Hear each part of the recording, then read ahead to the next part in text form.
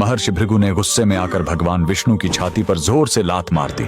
छाती पर माता लक्ष्मी का वास होता है। इस अपमान से आहत होकर माता लक्ष्मी हमेशा के लिए वैकुंठ छोड़कर चली गईं और यहीं से शुरू होती है दुनिया के सबसे अमीर मंदिर तिरुपति बालाजी के बनने की कहानी। वैकुंठ छोड़ने के बाद माता लक्ष्मी सीधे पृथ्वी पर आ गईं। यहाँ दक्षिण में एक राजा थे, आकाश राजन। एक दिन जब राजा एक यज्ञ के लिए मिट्टी खोदने के लिए जमीन पर अपना कुदाल चलाते हैं, तभी जमीन फटती है और एक चमकता हुआ कमल का फूल बाहर आता है। उस फूल में एक नन्ही सी दिव्य बालिका थी। राजा ने उस बच्ची का नाम पद्मावती रखा और उसे अपनी राजकुमारी की तरह बड़े लाड़ प्यार से पाला।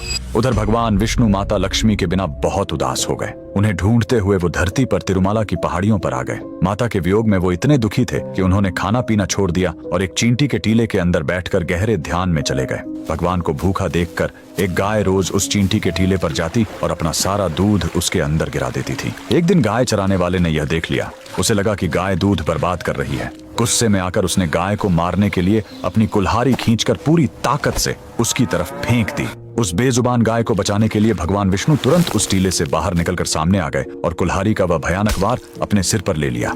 घाव बहुत गहरा था, सिर से खून बहने लगा और उस जगह के बाल हमेशा के लिए झड़ गए। भगवान को दर्द में देखकर वहां मौजूद उनकी एक परम भक्त नीला देवी से रहा नहीं गया। उन्होंने बिना एक पल सोचे तुरंत अपने सबसे सुंदर और घने बाल काटे और भगवान के घाव पर लगा दिए। बाल तुरंत प्रभु के सिर से झुर गए। उनका यह बलिदान देखकर भगवान ने नीला देवी को वरदान दिया, कलयुग में जो भी भक्त मेरे दर्शन करने आएगा और अपने बालों का दान करेगा, उसका सारा अहंकार और पाप नष्ट हो जाएगा। बाद में भगवान विष्णु जो धरती पर श्रीनिवास के रूप में रह रहे थे, उनकी मुलाकात राजकुमारी पद्मावती से हुई और दोनों का विवाह तय हो गया। चूंकि पद्मावती एक बहुत बड़े राजा की बेटी थी, इसलिए एक शाही शादी की जरूरत थी।